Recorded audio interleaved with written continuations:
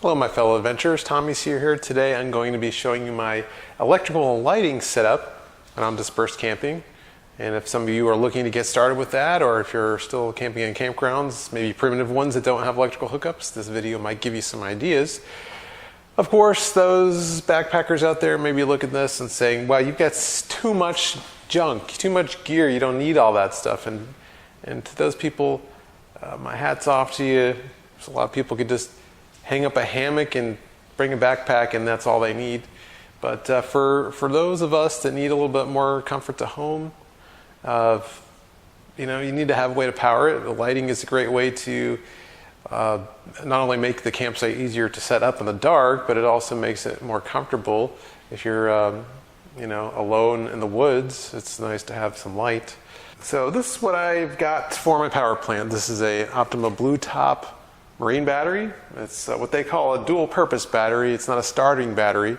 Some would say it's not even a deep cycle battery, although that's really what you want. A deep cycle battery, something designed to be drained down and recharged over and over again, whereas a starting battery is just designed to start your engine. So important to get the right type of battery. And this one had pretty good reviews, so I bought this one. But there are cheaper batteries out there. You just want to avoid the lead acid batteries. Those aren't really designed for deep cycling. But this is an AGM, absorbed glass mat battery. There's also gel cell batteries. I'm not going to go into all the specifics on battery chemistry in this video, but there's a lot of information out there if you want to do a little bit of research into that. But 12 volt marine battery here is what I got to power it all with. If you're looking to buy one of these, you may find them cheaper online in places like Amazon, but I would recommend actually buying it locally if you can. And the reason that I would recommend doing that is because, well, first of all, the local places like Advanced Auto and AutoZone, they match the Amazon prices or other online major retailers. So you could pick it up locally. You don't have to wait, forever for the thing to show up. It's also, from what I hear, they don't package these all that well, so they get damaged in transit pretty easily. And if there's a problem with the battery, I could take it in locally. Generally, I've found that the auto parts stores are more accommodating as far as like a prorated warranty discount on a replacement if there's an issue. Whereas if something happens with it, if you order on the line, you'd have to maybe ship it back, or I don't even know how that would work. But if you buy it locally, you get it for the same price and you get it right away and all that stuff. Now, the one drawback to buying it locally is the cord charge. Most places, at least that I know of in my state, they charge what they call a cord charge. It's a refundable deposit to get you to return your old battery for environmental reasons. But if you don't obviously have a battery that you're returning, because this isn't going to be used for your car, this is going to be used to power your camping stuff, you probably won't have a battery to return. But if you look hard enough, you might find one. This, for example, is the battery out of an old UPS that needed to be replaced. When I bought this battery, I brought in a battery from an old jump start kit that didn't hold a charge anymore. It was just like this one. It looked just the same as just a small 12 volt battery. And this is the core. This counts. So to take this in, they will refund your money. And it's not so cheap anymore. It used to be like $5. Now it's like $22, I think, for the cord charge. So these, if you don't have one, maybe ask around. Some of your friends may have a dead battery. You can't just throw these in the trash. So if you have a dead battery, you could recycle it and get your cord charge refunded. All in the same. You may be doing somebody a favor if they have one. So that is the battery. These batteries here, by the way, have two sets of terminals. So these here for clamping, these larger ones, and if you want to screw on some ring terminals here, this is what these are for. So it makes it pretty convenient. Just be sure not to cross your contacts. And this goes in a battery box.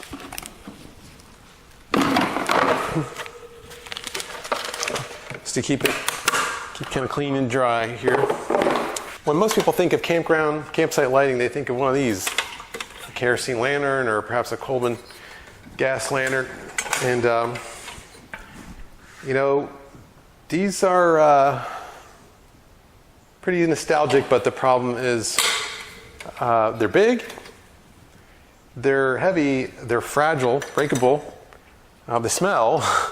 There's kerosene fumes. You don't smell it over the video, but it smells. And they're flammable. So not really so practical, as it turns out. You know, great for nostalgic reasons. You know, if you've got a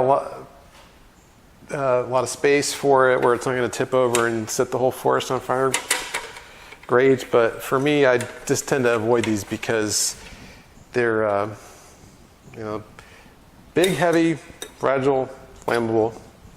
Not things that I really need to deal with. Now you may be wondering, what about all those real fancy light bars and work lights, those LED work lights you could get for your truck? Why don't you get something like that? And yeah, those are pretty nice looking. The problem is those aren't really designed to light up a campsite. They're, number one, they're designed to be wired into your vehicle so that you could drive with them and keep your vehicle running when those things are on. They use a lot of power, believe it or not. Just because they're LEDs doesn't mean that they use a little bit of power. Those big light bars, 50-inch light bars, those things consume about 300 watts, and they're not cheap. But they're not really going to help you light up your campsite either. They're going to light up the road ahead, but they're not going to light up a wide area for you to set up your campsite. So really what you need is something designed to put out light over a wider area. It doesn't need to be that bright. So my answer to the campground lighting situation are these hanging lights. Are these the best possible thing to use? You know, probably, I don't know. It's just the thing that I've always used. And they're very versatile. First of all, they're light. They're not that big. You know, compared to this kerosene lantern here, I mean, they're a lot smaller. They're a lot lighter. They don't catch on fire. You know, these lanterns, by the way, you can't just press a button and turn them on. Whereas these, you just turn them on, turn them off. Or this, when you have to light with a match or a lighter. So this is what I use. These are also very versatile because you can hang them up in a tree or from your vehicle or anywhere else that you want to. This is broken. Yeah. Okay. The lights come in a couple of different configurations. They come in 120 volts with a cord attached, 2-prong or 3-prong cords, or they come in 12 volt configurations where they just have terminal clamps here attached. You can convert these 120 volt lights to 12 volts. Then the way I do it is just making a little adapter here. Just plug it into cut off the end of an extension cord and add some ring terminals to it, and then voila, I've got a 12 volt light here. Now, that's only as good as the bulb you've got inside of it. The voltage of the light is one thing. The voltage of the bulb is something completely different, and that's where things get a little complicated perhaps. What you need to do is, if you're going to run everything on the battery directly using something like this with the battery terminals, you need to have a 12 volt light bulb in here. These 12 volt light bulbs, which are the most readily available bulbs that you find in the auto parts store, these are 50 watt bulbs and they consume a lot of juice. You could maybe find something like this. This is a compact fluorescent, a CFL, a 12 volt CFL. Satco is the brand. I found that these do not work very well because they don't like the fluctuating voltages or the spikes. And on a fully charged battery, I blew 2 of these things out after only using them once. So I wouldn't recommend these. These consume about 14 watts of power, I believe. So they're more energy efficient, but they're not going to be as reliable connecting directly to the battery as an incandescent. But the incandescent bulbs do gobble down your battery power fast. All right, so in order to use a 120 watt LED bulb in these light fixtures, I get to take these light fixtures and plug them into an inverter. This is just a 400 watt inverter, not terribly expensive. And this will power all your 120 watt stuff at a campsite. More than adequate 400 watts. I mean, This is enough to run a laptop, and got a little boom box that runs on D batteries, but if for some reason those batteries don't have any juice, I can power it off this. I've got a little box fan, and these lights, more than adequate for these. Each of these lights, each of these LED bulbs, this is a 60 watt equivalent bulb. These only use 9 watts. And if I run 2 of these one time, plus the inverter itself uses about 6 watts, that's only, what, 26 watts, give or take, compared to a LED work light, which I believe they're about 50 watts, or those light bars that people put on their vehicles, those things are about 300 watts. So compared to that, these are, or even compared to this 50 watt, 12 volt bulb here, you can run a lot more of these things on a lot less juice. And to give you an idea, these LED, I can run 2 of these LED lamps here off the battery for 12 hours and only have the voltage on the battery drop about 0.2 of a volt. So they're very, very energy efficient. Whereas if I try to run this, the battery will drop down to a unusable level for anything after about 2 hours. So the reason why I keep this one is if for some reason the battery voltage were to drop below 10.5 volts, I won't be able to really use anything like the refrigerator, which I'll get to in a minute, or the inverter. So at least I could, if I need to, run a light on it. But really, you don't want to wear down your battery voltage too much below 10.5 volts, or you're going to have a hard time charging. The other light fixture I have here, which is pretty neat to have when you're camping by yourself in the woods, is this floodlight. And I mounted it on a little wiring box here, and I clamp it up to my ladder rack, and it's got a plug on it. So I just plug it into my system here, and it detects motion and goes on just like a motion detector light would. And I've always used these, even back when I stayed at campgrounds. And this one stays on for 12 minutes or so after it lights up. I have the 40 watt equivalent bulbs in here, which are only 4.5 watts. I don't need these to light up a huge area. It's just to light up a sort of an immediate area if there's a motion detected. So so this not a very big energy user here, and pretty cheap to make. I'd like to get some mini floodlights to put in there, but that's later down the road.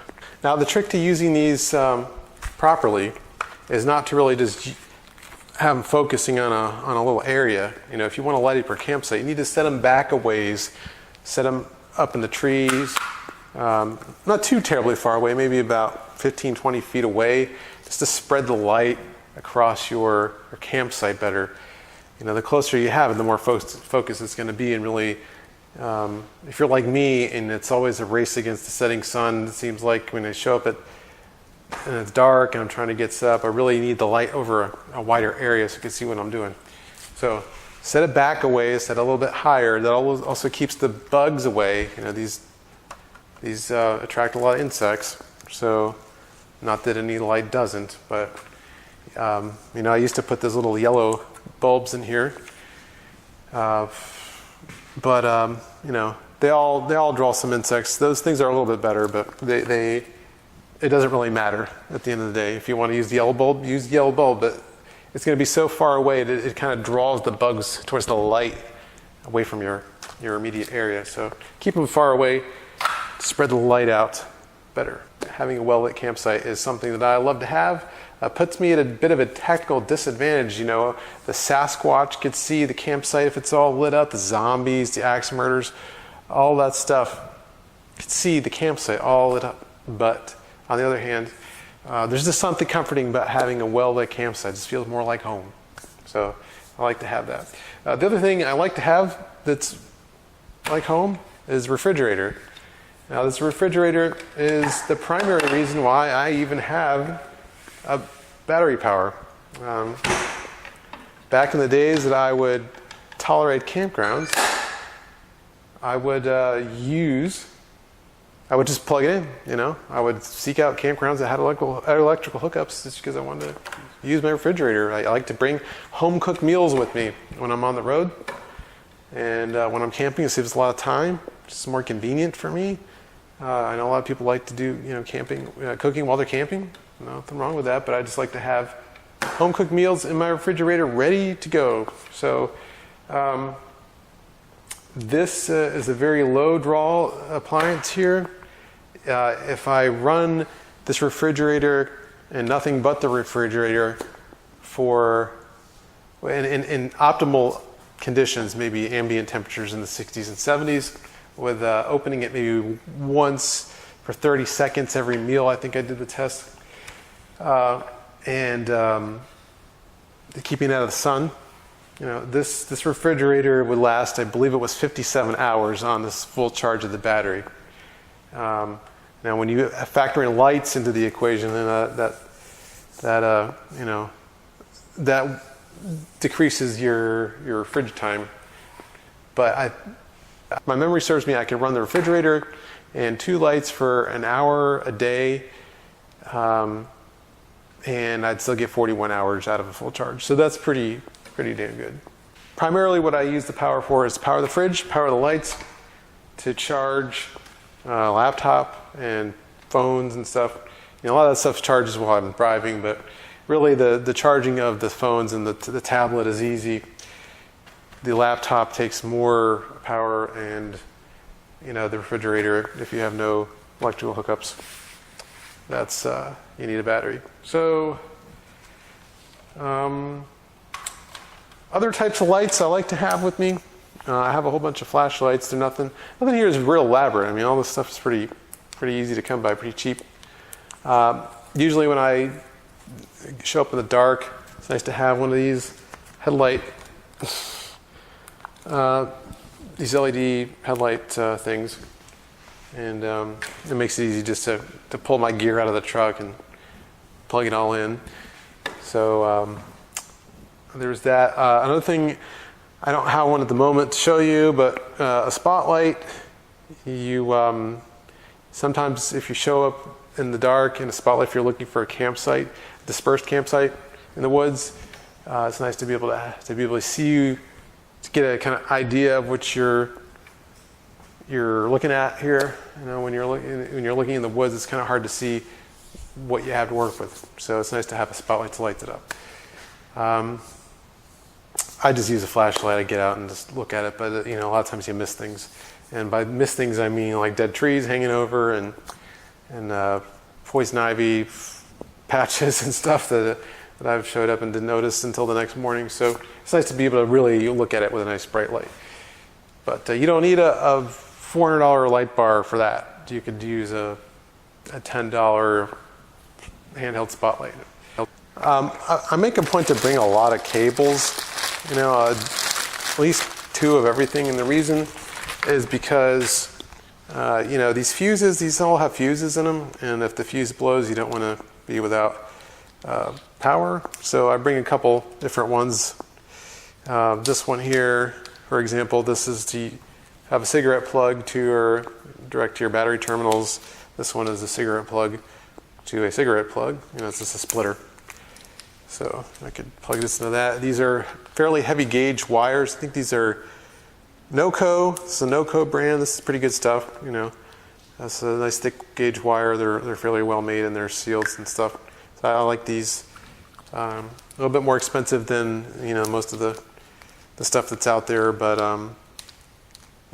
if you wanted to hold up in a camping situation, I would spend a little bit more and get something a little better made, such as these.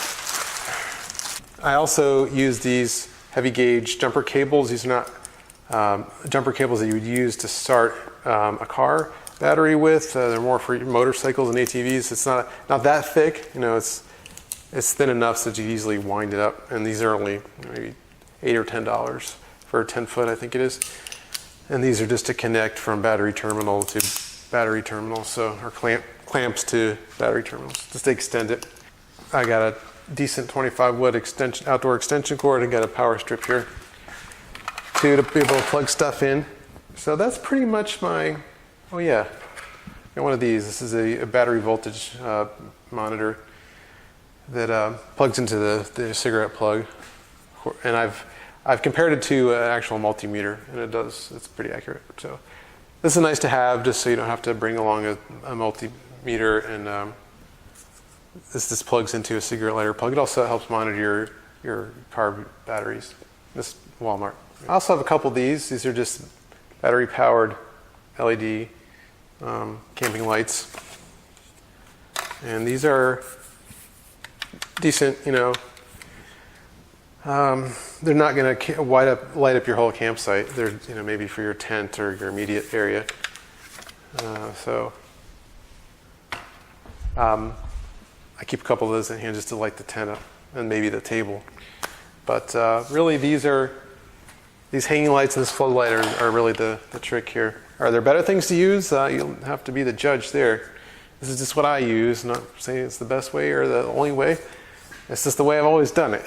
And whether it works for you, you'll have to be the judge if you want to give it a try. And so you got some ideas if you're looking to get started with dispersed camping out in the woods by yourself in the forest without any electrical hookups. So thanks for watching, and if you got any questions or comments, you know where to leave them. Until next time, get out there and have an adventure.